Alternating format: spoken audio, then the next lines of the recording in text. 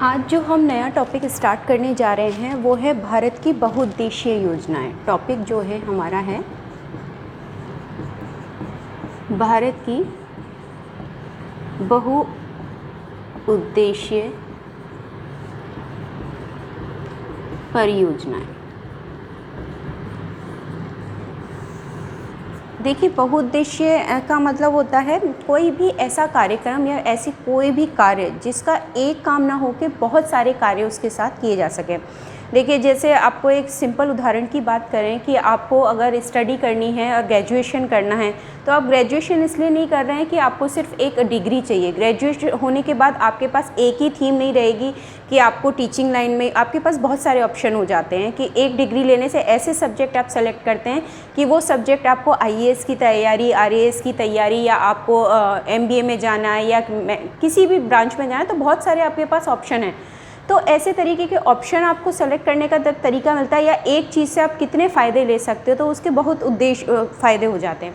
तो ऐसे ही भारत सरकार के द्वारा भारत में सिंचाई परियोजनाएं चलाई गई थी, क्योंकि जो हमारा टॉपिक है ये कृषि से रिलेटेड है। इसे आप कृषि से रिलेटेड भी कर सकते हो या इसको जल से भी रिलेटेड कर सकते हो। तो दोनों चीज़ों से रिलेटेड है, क्योंकि जहाँ जल है वहाँ ही कृषि है और जहाँ जल नहीं है वहाँ कृषि की भी उपलब्धता हमारी ना के बराबर हो जाती है। तो हमारे भारत में बहुत सारी परियोजनाएं हैं। उनमें से अगर हम जब इस बहुउद्देशीय परियोजना की बात करते हैं तो पहले हमें पता होना चाहिए कि योजनाएं क्या क्या हैं। देखिए, सबसे पहले बात करें भारत में जो योजनाएं हैं वो हैं 3 प्रकार की। ठीक है, तब हम बहुउद्देशीय, पहले हमें तो योजना का मतलब, परियोजना और योजना का मतलब समझ में आना चाहिए कि है क्या। भारत में 3 तरीके की परियोजनाएं, एक तो वृहद परियोजनाएं, दूसरी हैं हमारी मध्यम परियोजनाएं, ठीक है, और तीसरी है हमारी लघु परियोजनाएं। अब इनका निर्धारण कैसे करेंगे? देखिए, जैसे उद्योग में होता है बृहद उद्योग, लघु उद्योग और कुटीर उद्योग, ऐसे ही योजनाएं भी भारत में 3 प्रकार की। ऐसा नहीं कि भारत में है, विश्व में भी ये है, लेकिन क्योंकि हम भारत का भूगोल पढ़ रहे हैं तो हम उससे रिलेटेड इसके बारे में बात करेंगे। वृहद परियोजना का मतलब हो गया वे योजनाएं जिनमें, क्योंकि मैंने कहा था कृषि के लेके, हम एग्रीकल्चर लैंड को लेके, भाई पानी तो कृषि के लिए चाहिए, तो उससे सिंचाई परियोजना के बारे में बात कर रहे हैं। तो जिनमें 10,000 हेक्टेयर से अधिक भूमि की सिंचाई की जा सके, या उसको कहते हैं सिंचाई के साधन उपलब्ध हों। 10,000 हेक्टेयर से भी ज़्यादा ज़मीन की जब हम बात करेंगे तो वृहद परियोजना, इसमें ज़्यादातर हमारी बहुउद्देशीय परियोजनाएं आती हैं। इसी में हमारा ये टॉपिक आ जाता है बहुउद्देशीय परियोजनाएं। अब इसमें परियोजनाओं में फॉर एग्जांपल देखिए, आपका जैसे है भाखड़ा नागल परियोजना, बांध परियोजना, ठीक है, या इसको अगला लेके हैं दामोदर घाटी नदी परियोजना, नदी घाटी परियोजना आदि। ऐसा नहीं यही है, भारत में तो बहुत सारी हैं, उत्तर भारत की अलग है, दक्षिण भारत की अलग है, तो बहुत सारी परियोजना। मैंने उनमें से उनका 2 का उदाहरण दे दिया, जिसमें सिर्फ ना केवल इनसे कृषि का कार्य किया जाता है, इस पर विद्युत भी उत्पादन किया जाता है, कृषि का कार्य किया जाता है, पेयजल की आपूर्ति की जाती है, साथ ही बाढ़ को नियंत्रित करने का भी कार्य किया जाता है। तो एक से ही कितने सारे काम हो गए। और अब तो वर्तमान में यहाँ जैव विविधता के क्षेत्र भी डेवलप हो गए, मत्स्य पालन वगैरह इनके कार्य भी किए जाने लगे। तो एक चीज़ से बहुत सारे फायदे देखने के लिए वो होगी बहुउद्देशीय। मध्यम परियोजना देखिए 10,000 से अधिक है, तो हमें 10,000 से ऊपर तो जाना नहीं है, तो इसका हो जाता है वे योजनाएं जिनमें 2,000 हेक्टेयर से 10,000 हेक्टेयर के मध्य सिंचाई सुविधा उपलब्ध हो। ठीक है, इसमें कौन सी आ जाएंगी? इसमें तो बड़ी बड़ी नदी हैं, भाखड़ा नागल है, दामोदर नदी हो गई, गंगा नदी तंत्र है, वो हो गया। इसमें आएंगी हमारी छोटी नदियाँ। ठीक है, छोटी छोटी नदियाँ हैं अपनी, जैसे बनास है, सोन है, केन है, ये छोटी नदी। बहुत बड़ी वाली नदियों की बात नहीं करेंगे, जो सहायक नदियाँ हैं वो नदियाँ इसमें आ जाएंगी। ठीक है, तीसरी है लघु परियोजना, इसमें जिनमें 2000 हेक्टेयर से कम भूमि पर सिंचाई साधनों की उपलब्धता हो। ठीक है, अब 2000 से कम में ऐसे कौन से साधन हैं जो इतनी सी ज़मीन को ही पानी उपलब्ध कराते हो? तो इसमें आते हैं हमारे, देखो, कुएं, नलकूप, बावड़ी, तालाब, पोखर, मतलब ये छोटे छोटे जो संसाधन है ना अपने जल के, ये सारे किस में आते हैं? हमारी लघु परियोजना। एक और चीज़ आप ध्यान रखिए, भारत में सबसे ज़्यादा जो सिंचाई होती है, देखिए ये बृहद है, ये मध्यम है, लेकिन भारत में सबसे ज़्यादा सिंचाई जो होती है वो लघु परियोजनाओं में से होती है। ये जीके का क्वेश्चन है। भारत में सबसे अधिक सिंचाई इसी परियोजना द्वारा होती है। तो देखिए, जब हम परियोजनाओं की बात करें तो हमें पता होना चाहिए कि हम कौन सी परियोजना क्या, क्योंकि आपको जब यही नहीं पता होगा कि उसमें ज़मीन का क्या आंकड़ा है, सिंचाई में किससे, जैसे इसमें बड़ी बड़ी नहर प्रणाली है, इसमें छोटी नदियाँ हैं, इसमें अन्य संसाधनों में आते हैं, कुएँ, नलकूप, इनसे होती है, और उसमें कितने हेक्टेयर की भूमि है।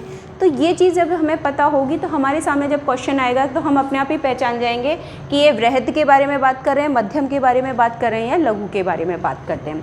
अगर संपूर्ण भारत की बात करें तो भारत का क्षेत्रफल आपको पता ही है, 32.8 लाख वर्ग किलोमीटर क्षेत्र में तकरीबन, वो पूरा आंकड़ा ना बोल के मैं शॉर्ट में बोल रही हूँ। और उसमें से कितनी भूमि है जो हमारी कृषि के काम आती है, कृषि योग्य ज़मीन के काम आती है? तो उसके लिए अगर हम बात करें,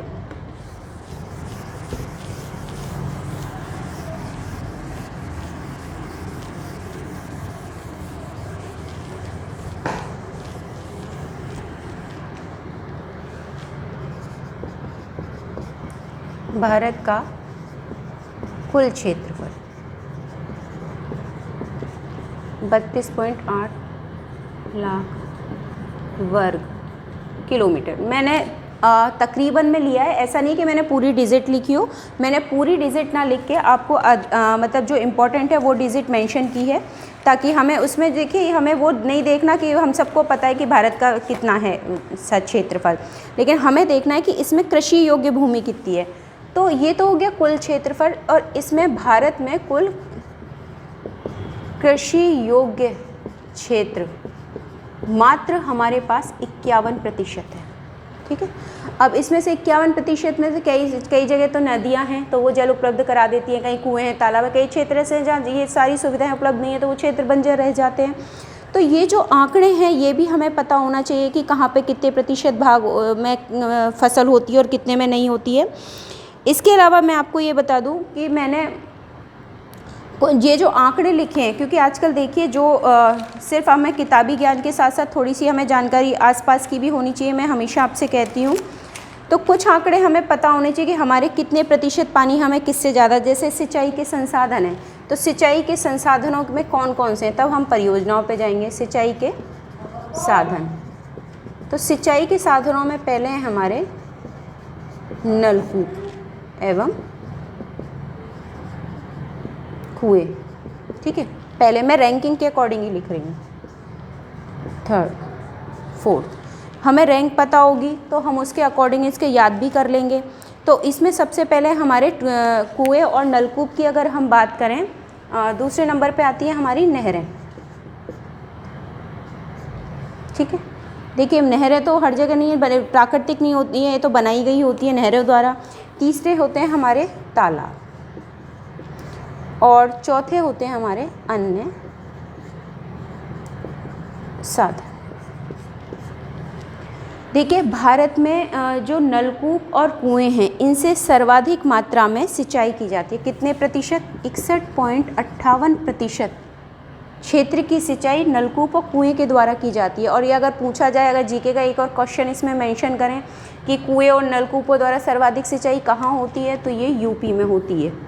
ये भी आपको बता दूं कहाँ होती है, फर्स्ट रैंक पे यूपी है। दूसरी पे बात करें हम अगर हमारी नहरों की, तो भारत में नहरों के द्वारा 24.54% भूभाग पे सिंचाई होती है और इसमें भी यूपी का ही स्थान है। पहले नंबर पे इसमें भी यूपी ही आती है। अगर थर्ड नंबर पे बात करें तालाब, तो तालाब से तो 2.97% ही सिंचाई होती है। और तालाब की अगर बात करेंगे तो हम चले जाएंगे तमिलनाडु वाले क्षेत्र में, सबसे ज़्यादा वहीं है तमिलनाडु। और तमिलनाडु के नज़दीक क्या है? कर्नाटक, कर्नाटक के बगल में केरल। तो इन क्षेत्रों में जो सर्वाधिक सिंचाई होती है वो तालाबों के माध्यम से होती है। अगली बात अगर हम करें इसमें कि अन्य माध्यम कौन कौन से हैं, तो अन्य माध्यम में मैंने आपको बहुत बावड़ी हैं, पोखरें हैं, तो ये बहुत सारी जगह जगह स्थानीय नामों से जाने जाते हैं। तो 10.97% सिंचाई हमारी किससे हो जाती है? अन्य साधनों से होती है। बल्कि 10.97 भी नहीं है, क्योंकि 97 ये रेशो अगर चेंज करोगे तो 10.91% हमारी अन्य साधनों के माध्यम से सिंचाई की जाती है। तो ये तो हो गई एक जनरल जानकारी, क्योंकि हमें ये भी पता होना चाहिए कौन सा साधन है, किसका कितना उपयोग है, किस क्षेत्र में किससे ज़्यादा सिंचाई होगी। तो हम इसके बारे में बात करते हैं। अब हम बात करते हैं, मैंने आपको 3 प्रकार की योजनाएं बताई थी, वृहद, मध्यम और लघु। देखिए, भारत में जो लघु परियोजना है वो थोड़ा सा हम लघु परियोजना, मैंने कहा था भारत में सर्वाधिक सिंचाई जो होती है वो लघु परियोजना के माध्यम से ही होती है। तो उसके बारे में भी थोड़ी सी जानकारी मैं दे दूं, क्योंकि जीके का क्वेश्चन एक पढ़ रहा है, इस वजह से मैं उसको भी मेंशन कर रही हूँ कि जो भारत सरकार द्वारा सबसे पहले लघु परियोजना जो शुरू गई, लघु परियोजना सबसे पहले शुरू की गई थी 2006 में। सबसे ज़्यादा सिंचाई इस पे ध्यान जो दिया गया था 2006 में ध्यान दिया गया था, परियोजना शुरू की। और 2010 में भारत सरकार ने इसे राष्ट्रीय लघु सिंचाई मिशन का नाम दे दिया था। 2010 में दे दिया था राष्ट्रीय लघु कृषि सिंचाई मिशन का नाम दे दिया गया था। अब 2015 में आते आते उसे कृषि प्रणाली योजना में शामिल कर लिया गया है। ठीक है, ये केंद्र की योजनाएं हैं, तो ये थोड़ा ये भी आप ध्यान रखिएगा। अब आ जाते हैं हम अपनी परियोजनाओं पे। ठीक है, क्योंकि हमारा टॉपिक जो है वो सारा बहुउद्देशीय परियोजनाओं से रिलेटेड है, सिंचाई परियोजनाओं से रिलेटेड है। तो हमें ये पता होना चाहिए कि कौन सी परियोजना कहाँ पे कार्यरत है। तो हम इन परियोजना के, मैंने ये टॉपिक आज आपको तुरंत मैंने आपको अपोहा तंत्र कराया था। अपोहा तंत्र के बाद मैं और भी टॉपिक आपको करा सकती थी, लेकिन मैंने इसलिए ये टॉपिक तुरंत ये डाला है। औरों के मैंने आपको बताई दिए, नोट्स उपलब्ध करा दिए हैं, लेकिन ये टॉपिक मैंने सोचा क्योंकि हम नदी पढ़ के आए हैं और अभी हम आपने रिसेंटली वो देख रहे हैं, आपके कमेंट्स भी आ रहे हैं, अच्छा लगता है कमेंट आते हैं। तो उसमें आपको, क्योंकि नदियों की अभी लेटेस्ट जानकारी है और सारी की सारी जो परियोजनाएं हैं, बहुउद्देशीय परियोजना, बांध प्रणाली है, वो सब नदियों पे ही है। तो जब हमें अभी रिसेंटली पता है कि कौन सी नदी कहाँ है, तो हम उसके बारे में ज़्यादा अच्छी तरह समझ सकते हैं। तो सबसे पहले हम अगर परियोजनाओं की बात करें, लघु मध्यम मैंने आपको बता दी, लेकिन हम बहुउद्देशीय की बात करें तो अभी हम उसी से रिलेटेड बात करते हैं।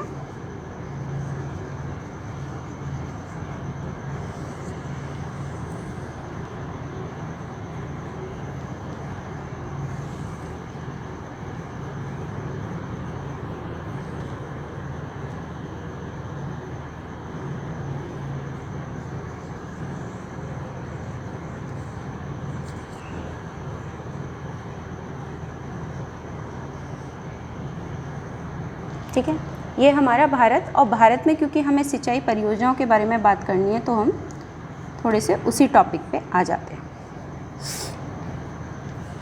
भारत में सिंचाई परियोजनाओं की जो बात करेंगे तो हमारी, मैंने बात पहले ही बोल रही हूँ कि नदियों पे है, तो नदियों से ही शुरू करते हैं।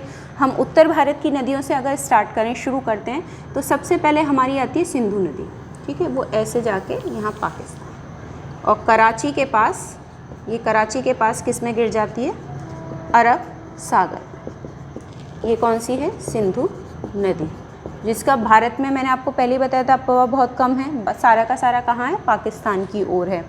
देखिए सिंधु नदी जो है उस पर भारत में कोई परियोजना नहीं है, तो एक तो आपका टॉपिक वैसे ही ख़त्म हो गया। जो मुख्य नदी है सिंधु नदी, उसके ऊपर भारत में कोई भी परियोजना कार्यरत नहीं है। तो अगर आपको सिंधु नदी कहा जाए तो आपको सीधे सीधे क्लियर होना चाहिए, ऑप्शन में आ जाए कि सिंधु नदी किसी भी ऑप्शन में है, तो सिंधु नदी पे कोई परियोजना है ही नहीं, तो आपका वो क्वेश्चन गलत ही नहीं होगा, सिंधु तो पहले ही आपको कट कर देना है। लेकिन हाँ, अगर आपसे कहे सिंधु नदी तंत्र, तो जैसे झेलम है, चिनाब है, रावी है, व्यास है, सतलज है, इसकी जितनी भी सहायक नदियाँ हैं उन पर क्या है, परियोजना है। लेकिन मुख्य जो सिंधु नदी है उस पर किसी भी प्रकार की कोई परियोजना कार्यरत नहीं है। मैंने आपको पहले ही बताया था, लद्दाख के पास अपने प्रवेश करती है भारत से और यहाँ से ये पाकिस्तान की ओर चली जाती है, तो सिंधु नदी पे तो कोई परियोजना है नहीं। उसके बाद हम बात कर लेते हैं चिनाब। देखिए क्योंकि झेलम भी सिंधु की सहायक नहीं है, किसकी है, चिनाब की। तो चिनाब यहाँ से आती है चंद्रा और यहाँ से आती है भागा, चंद्रा और भागा, ठीक है। चंद्रा और भागा जब मिलती हैं तो चिनाब बनता है। चिनाब नदी अपने आप में एक न, जैसे गंगा अपने आप में एक रिवर नहीं है, ऐसे चिनाब भी चंद्र और भागा से मिलके चिनाब बनती है। ये हो गई हमारी चिनाब नदी, ठीक है। मैं बार बार कह रही हूँ सिंधु नदी तंत्र पे कोई भी हमारा परियोजना नहीं है, आपको ध्यान रखना है। जितनी भी परियोजना है वो जो सिंधु की सहायक हैं उन पे कार्यरत हैं, ठीक है, उन पे बनाई हुई हैं। तो सबसे पहले इसकी बात करें हम कि मैंने आपको पहले ही बताया कि कहाँ से प्रवेश करती है और कहाँ से निकलती है। तो ये भारत में दमचौक से प्रवेश करती है, लद्दाख के पास, दमचौक लद्दाख और चिल्लासा,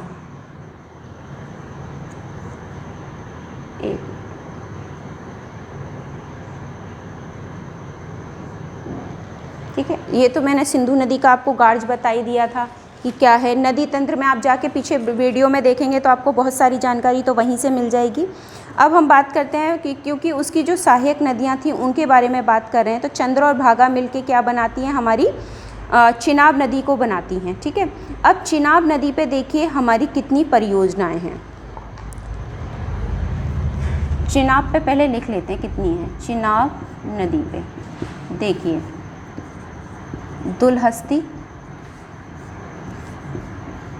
सलाल और बगलिहार परियोजना, ठीक है। और तीनों ही जम्मू एंड कश्मीर में है, क्योंकि चिनाब नदी जो है वो जम्मू और कश्मीर वाले क्षेत्र में ही है। तो आपको इसमें कंफ्यूज ही नहीं होना है कि कहाँ पे तीनों परियोजनाएं ही कहाँ पे हैं, अपनी जम्मू एंड कश्मीर वाले इलाके में। तो यहाँ हमारी ये है दुलहस्ती, इस जगह हमारी सलाल परियोजना, ठीक है। देखिए परियोजनाओं का आपको ये एक तो नदी पता होनी चाहिए, किस नदी पे है या किसकी कॉपी करके बनाई गई है ये पता होना चाहिए, या उसकी ऊंचाई या नीचाई इतना नहीं पूछते, सिर्फ किस नदी पे है और कहाँ पे वो कार्यरत है। तो ये इसका इम्पॉर्टेंट टॉपिक होता है जो आपको ध्यान रखना है, किस नदी पे है, किस राज्य में है, ये इसकी सबसे इम्पॉर्टेंट बात होती है, ठीक है। और हमारी जो तीसरी है वो है बगलिहार परियोजना। तीनों की तीनों कहाँ पे, जम्मू एंड कश्मीर में है। तो ये आपको विशेष ध्यान रखना है कि किस जगह पे है, किस नदी पे है, ये इसकी सबसे इम्पॉर्टेंट बात है। और मैं बार बार बोल रही हूँ, ये आपको ध्यान रखना है, कोई भी ऐसा एग्ज़ाम नहीं है जिसमें इससे रिलेटेड कोई क्वेश्चन नहीं आता हो। तो इम्पॉर्टेंट टॉपिक है, इसलिए आप इसको ये नहीं कि नहीं हम बाद में कर लेंगे, ये हो जाएगा, ऐसा दिमाग में भी नहीं लाना है। आपको अच्छी तरह इसकी तैयारी करनी है, ठीक है। तो ये तो हो गई हमारी किस पे निर्मित परियोजना, चिनाब नदी पे स्थित जो परियोजना है हम उसके बारे में बात कर रहे हैं। अगली परियोजना की हम बात करें तो हमारी चिनाब तो होएगी। चिनाब का उद्गम, ये कहाँ से उद्गम हुआ है, कहाँ हुआ है, ये टॉपिक मैं दोबारा नहीं बताऊंगी, क्योंकि आप जब अपवाह तंत्र वाला टॉपिक देखेंगे तो वहाँ आपको ये सारी जानकारी मिल जाएगी किस नदी का कहाँ से उद्गम है और कहाँ जाके ये मिलती है, तो इसके बारे में हम बात नहीं करेंगे। अगली नदी हम जो बात करेंगे वो है हमारी झेलम नदी, ठीक है, क्योंकि देखिए चिनाब पे 3 हो गई। इसमें से जो 2 परियोजनाएं हैं, इसमें कई बार पूछते हैं विवाद किस पे, तो उसके बारे में बात करें। सलाल परियोजना पे भारत और पाकिस्तान के बीच कोई विवाद नहीं है, क्योंकि देखिए जो सिंधु नदी का तंत्र है उसमें से झेलम चिनाब, सिंधु झेलम चिनाब, इन तीनों का 80% जल पाकिस्तान को मिलेगा और 20% जल हमारे पास रहेगा। बाकी के सरस्वती व्यास जो है उसका 80% हमारे पास होगा, 20% इनके पास होगा। लेकिन जब सलाल परियोजना है, इसको लेके हमारे और पाकिस्तान के बीच में कोई विवाद नहीं है। लेकिन जो विवाद दुलहस्ती परियोजना और हमारी बगलिहार परियोजना, जब ये डैम बनाए गए थे तो इस पर पाकिस्तान ने विरोध किया था कि उनका कहना था जल तो हमारे पास आना है, लेकिन ये परियोजना बन गई थी और इसको वर्तमान में कार्यरत है, लेकिन ये विवादित है। देखिए हर जगह जल के लिए, हर जगह आपको स्टेट में भी देखेंगे तो स्टेट में भी बहुत सारी, जैसे नर्मदा है या हमारी दामोदर है, सबके बीच में विवादित है, ये भी एक विवादित मुद्दा है, ठीक है। अगली हम बात कर रहे हैं हमारी चिनाब की जो एक और सहायक नदी है, क्योंकि मैंने कहा सिंधु की डायरेक्ट नहीं है, ये चिनाब की सहायक होती हैं। तो अगली नदी है हमारी झेलम नदी। अब झेलम नदी की हम बात करें, चलिए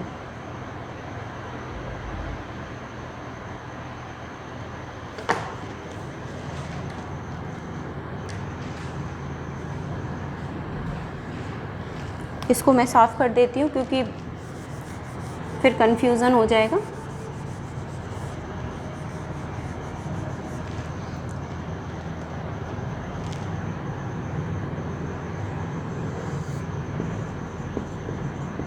झेलम ये चिनाब की सहायक है, ध्यान रखना, सिंधु की सहायक नहीं है, ये डायरेक्ट सिंधु में नहीं मिलती। तो झेलम की अगर हम बात करें तो इस पे 2 है हमारी परियोजना। एक तो है हमारी उरी परियोजना,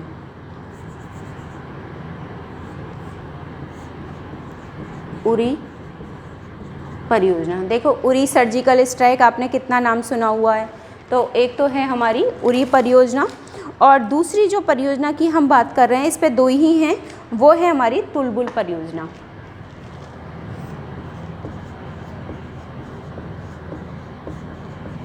ये भी विवादित है। देखिए दुलहस्ती विवादित है भारत और पाकिस्तान के बीच में, उसके वाला बगलिहार विवादित है और तुलबुल भी भारत और पाकिस्तान के बीच विवादित परियोजना है। उरी पे कोई रिएक्शन नहीं है, उरी पे हमारे कोई विवाद नहीं है, ना सलाल पे है। तो आपको ये भी ध्यान रखना है कि विवादित परियोजनाएं कौन कौन सी हैं और किस पे हमारा उसके साथ विवाद नहीं हो सकता है। 3 विवादित दे दें और 1 सही दे दें और बताएं इसमें से कौन सी है, तो जब आपको पता होगा तभी तो आप उसका जवाब दे पाएंगे, ठीक है। तो ये तो हो गई हमारी कौन सी, झेलम नदी। अगली अगर हम बात करें रावी नदी की, तो रावी नदी, देखिए मैंने कहा था कि जो झेलम है, चिनाब है, रावी है, ये चिनाब में मिलके फिर ये बाद में सिंधु नदी में जाके मिलती हैं, तो ये डायरेक्ट सिंधु में नहीं मिलती हैं। रावी नदी की बात करें, मैं रावी का बना देती हूँ क्योंकि मैं झेलम आपको बता चुकी हूँ। रावी, चिनाब तो हमारी चिनाब में मिल जाती है, ठीक है। रावी रोहतांग दर्रा आपको बता ही दिया है, रोहतांग दर्रे से उद्गम है, ठीक है। ये उद्गम कहाँ है, कितनी लंबी है, किन क्षेत्र से होके निकल रही है, ये सब हम अपवाह तंत्र में पढ़ चुके हैं, तो हमें इतना वहाँ पे नहीं देखना है। उस टॉपिक को आप, मैंने इसीलिए तुरंत ये टॉपिक डाल रही हूँ कि आपको पता रहे कि किस पे कौन कौन से कार्य काम कर रहे हैं, ठीक है। तो रोहतांग दर्रे से इसका उद्गम है, इसलिए देखिए इसमें भी इतनी ज़्यादा वो नहीं है, इसमें सिर्फ 2 ही परियोजनाएं हैं। एक तो हमारी है यहाँ पे 2 हैं, 1 और 2, ये तो है चमेरा परियोजना और ये है हमारी थीन परियोजना। तो इस पे भी कितनी है हमारी, रावी नदी पे 2 परियोजनाएं हैं, चमेरा परियोजना और थीन परियोजना, ठीक है। इसमें एक तो डायग्राम से थोड़ा सा ये रहता है, हमें मेंशन रहता है कि कहाँ पे कितनी है, क्या क्या करनी है। ये इस वजह से हम डायग्राम के द्वारा ज़्यादा अच्छा रहता है समझने में, कि हमें लोकेशन पता रहती है। अगर मान लीजिए कभी समझ में भी ना आए कि कहाँ पे है, तो मैप में देख के हमें काफ़ी चीज़ें याद आ जाती हैं। लेकिन इसमें जो ध्यान रखिएगा, जो हमारी चमेरा परियोजना है ये तो हिमाचल की है, और थीन परियोजना हिमाचल और पंजाब की सम्मिलित परियोजना है, ठीक है। तो आपकी देखिए, हमारी सिंधु नदी पे एक भी नहीं थी, झेलम पे हमारी 2 हो गई थी, एक तो उरी हो गई थी और दूसरी हमारी तुलबुल हो गई। चिनाब पे हमारी 3 थी, सलाल, बगलियार और दुल्हस्ती, और हमारी रावी पे इस पे हो गई 2, चमेरा परियोजना और थीन परियोजना। अगली परियोजना की हम अगर बात करें,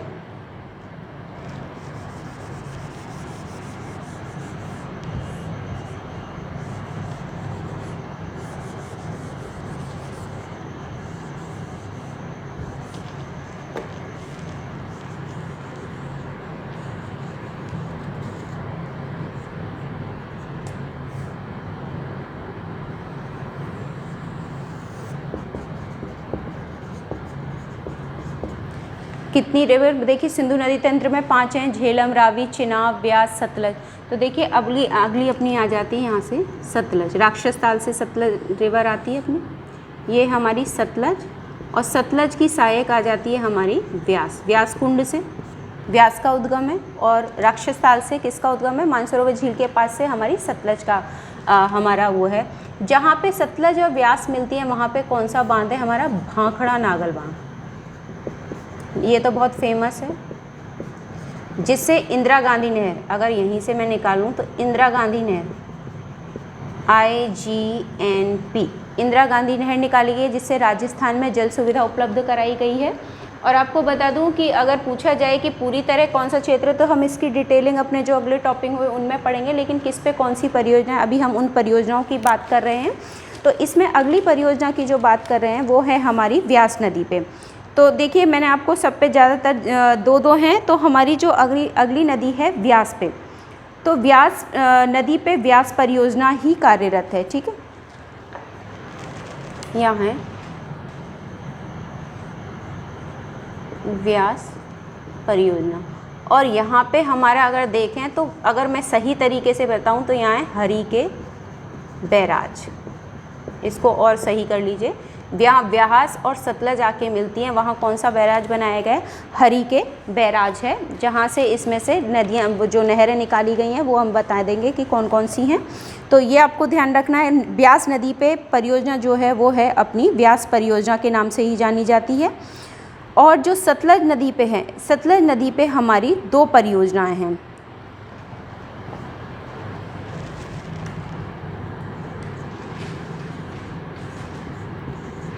नाथपा झाकरी, ये हिमाचल प्रदेश में, हिमाचल प्रदेश, और दूसरी हमारी है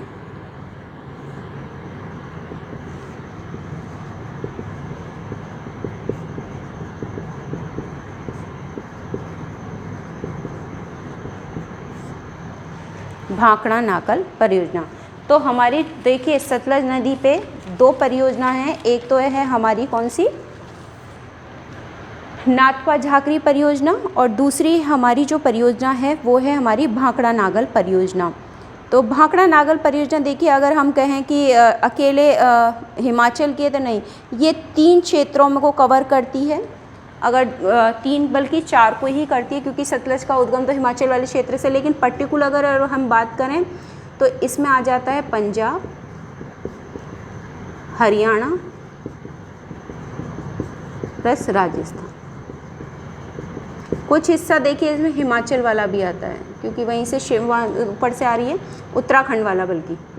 तो लेकिन पर्टिकुलर बात करेंगे तो ये 3 इलाके जिससे ये जल सुविधा प्राप्त करती है, जिसकी जल की आपूर्ति, सिंचाई की आपूर्ति की जाती है, तो भाखड़ा नागल से किया जाता है। भाखड़ा नागल भी 2 हैं, भाखड़ा और नागल 2 अलग अलग हैं, लेकिन अभी जो है, अभी इसकी डिटेलिंग मैं बताऊंगी, लेकिन फ़िलहाल हमारी जो तीनों परियोजनाएं थी वो अगर आप देखें चेनाब पे लिखी हुई है, रावी पे हमारी एक ही परियोजना है, रावी परियोजना, ठीक है। झेलम पे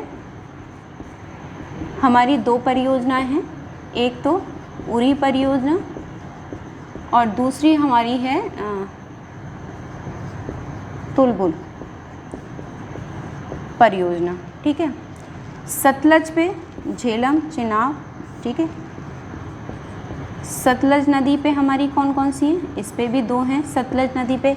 अभी बताइए, एक तो नाथपा झाकरी और दूसरी भाखड़ा नांगल बांध परियोजना, ठीक है। अब इसमें क्या रहेगी, व्यास, व्यास नदी पे एक ही परियोजना है, व्यास परियोजना। रावी पे बल्कि मैंने आपको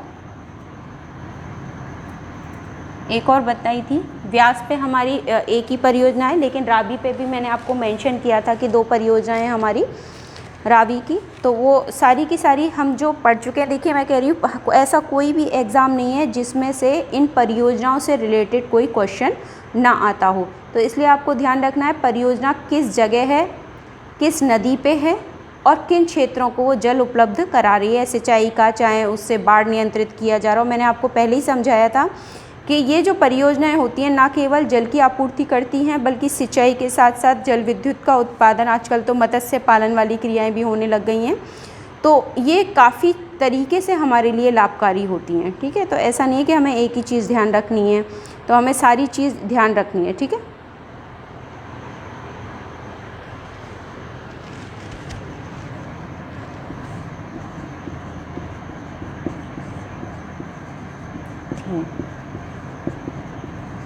तो ये तो हो गई हमारी सिंधु नदी तंत्र जो हमने पढ़ा था, उससे रिलेटेड किस किस पे कौन कौन सी परियोजनाएं कार्यरत हैं, ठीक है।